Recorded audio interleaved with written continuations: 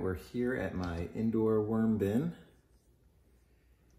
and it has been 10 days since we last fed, and right away I can see that there's a distinct depression where I last fed, and they're already starting to eat the newspaper up, so probably went a little long here than I should have. Let's go ahead and look underneath. This little guy will be fine. The newspaper I found is a good indicator. Typically I'm feeding them before the newspaper gets eaten up like this, so I definitely like to use it for an indicator of when I need to feed, especially as most of the castings become, or most of the bedding becomes castings, then they really start focusing up on the newspaper. And this entire bin, save for a handful of castings from the previous tray, was shredded cardboard and a little bit of newspaper. And as you can see a few pieces of shredded cardboard, but mostly what we're looking at right here is casting. So let's go ahead and dig in and see what they've been doing. I'll start where we fed last, and just lots of worms.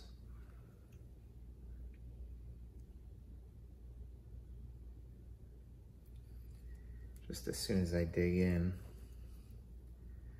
I am seeing all kinds of worms.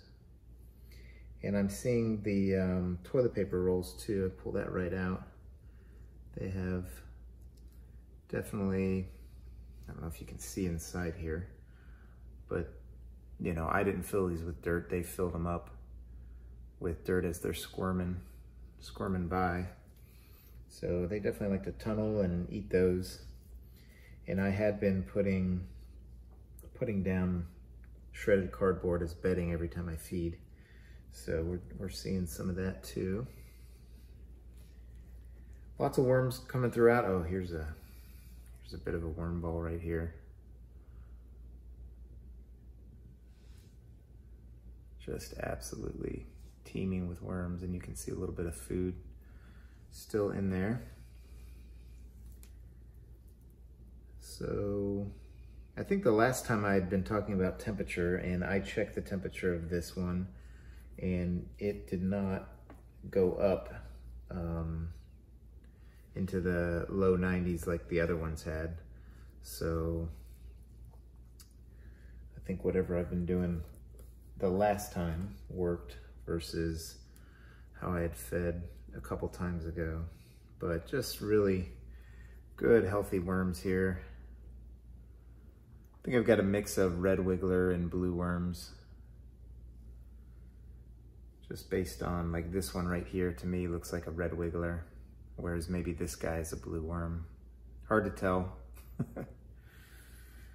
But we'll just kind of dig in here a little bit more. This was the feeding zone, so I'm just kind of tearing apart the feeding zone. And I don't think I mix this around like I typically do. In between feedings, I'll come in here and just kind of check on them, aerate it, and mix it around, but just kind of got busy and went 10 days without doing any of that. So very little food left. I think we keep finding these grape stems right here. They're just kind of woody. But for the most part, the food is, I can't really tell what I fed last based on just looking in here. But you know, good amount of worms throughout. We'll just kind of dig through and aerate the rest. Here's something, again, this is the banana bunch, 3 bananas coming out of here. And we've been looking at this for probably the last 4 feedings. But yeah, I'll just aerate. I don't want to take up too much time here, but just lots and lots of worms, which is fantastic. These guys look healthy, happy, if a worm can be happy. Certainly I'm happy. Fascinates me that these things are working while I'm sleeping 24 hours a day, just making things into castings for us, helping my garden grow. All right, let's go ahead and dig on this side, and then we'll lay down our feeding for here. And I will try to remember this time to put down this bedding. I seem to always forget as I'm feeding. Oh, and here we go. This was a really sturdy, hard, I don't think it was a paper towel roll. I forget what it was, but it was, you know, a paper towel roll or whatever that was extremely hard to bend, or it just was really thick, but they have reduced it down to nothing. I'm just gonna kind of tear up the pieces here. And as I do this, there is no smell. I don't know if you're new to worm bins or an expert, probably better than me, but if your worm bin has an odor to it, then that's an issue. This thing just smells like earth, the forest. So just something to think about as you're feeding your worms. So, okay, I just kind of made a mess, but we'll put that all over here and we will just kind of dig around. Oh, lots of worms again. Every time I bring them up to the camera, I tend to drop some of it, but lots of worms everywhere.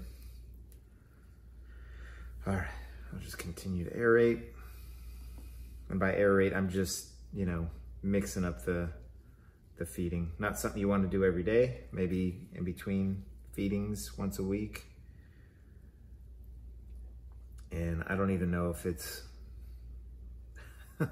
good for them other than it's fun for me. I'm sure they don't like getting disturbed, but I like to disturb them. But things are looking fantastic in here. So I'm gonna feed down the center. I'll just take some of this bedding. Again, any of the fleshy stuff they are attacking. Just absolutely amazing to me how they consume and turn what was mostly a tray full of shredded cardboard into so many castings. And this will be their 7th feeding. So they're doing really good. I have noticed that the volume is going down. So when you shred your cardboard and you have, you know, got your tray filled up or your bin filled up, you know, the first several feedings, it just seems like it's the same height. You may get a little bit of a depression like we saw, but somewhere between, I guess, the last couple feedings, the volume, the height of the bin, of the tray has gone way down. And I think that's because they're attacking or eating so much of the fluffy shredded cardboard that it's just, there's less airspace in between each particle of bedding. So I'm just gonna kind of shred this up a little bit. This will be our, sorry guys.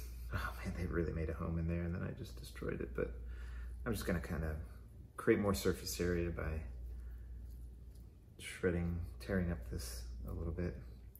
Again, these are just toilet paper rolls put in here. It's better than putting them in the old trash to go to the landfill. So, and definite bedding that they love. I find they attack cardboard, especially corrugated cardboard, way quicker than paper. Paper just seems to get matted down and together, stay moist, to the point that it just doesn't feel like they mechanically can get to it as well as they can cardboard. So, all right, we're having too much fun here. Let's go ahead and start the feeding.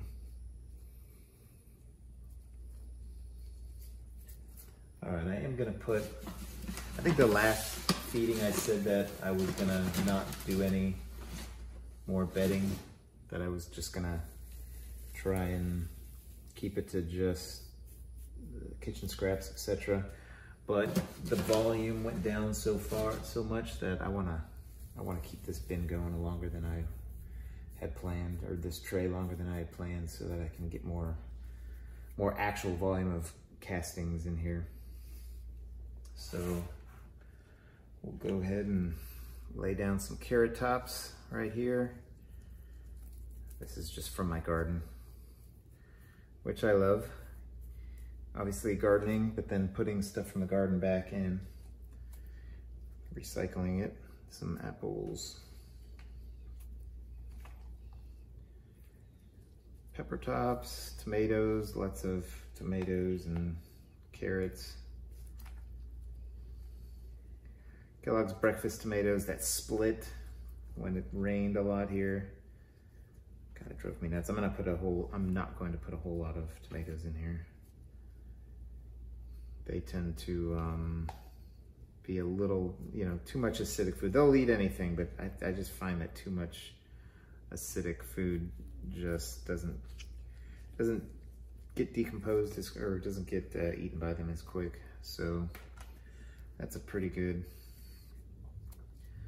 amount from that. And with these kitchen scraps, I just put them in these bins here, and then I'll throw them in the freezer until they accumulate, and then I'll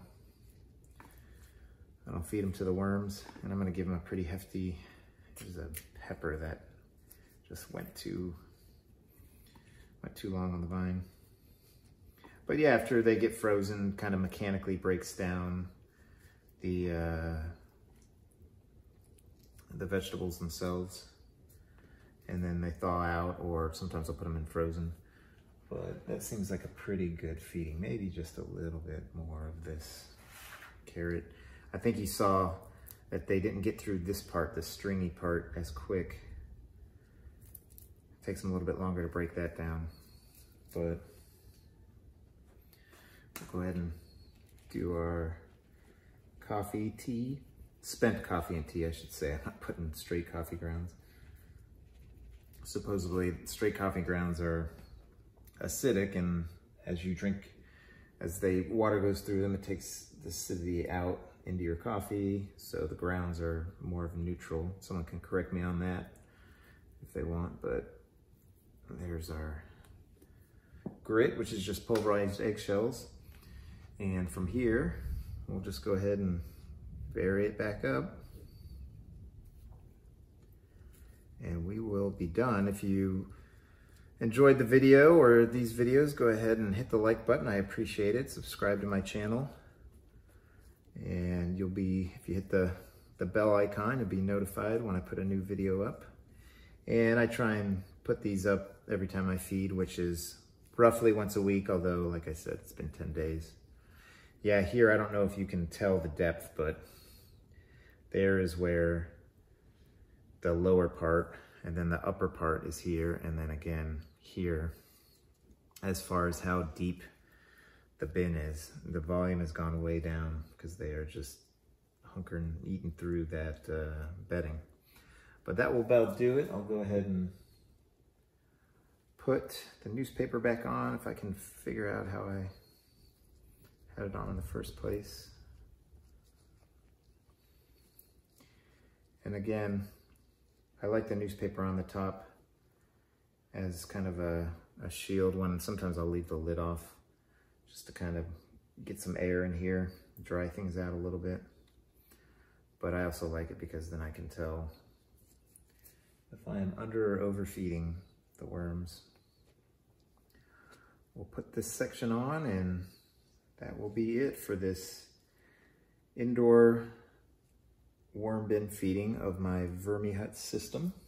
And I think that's everything. So I hope you all have a great day, and good luck to you with your vermicomposting. Take care.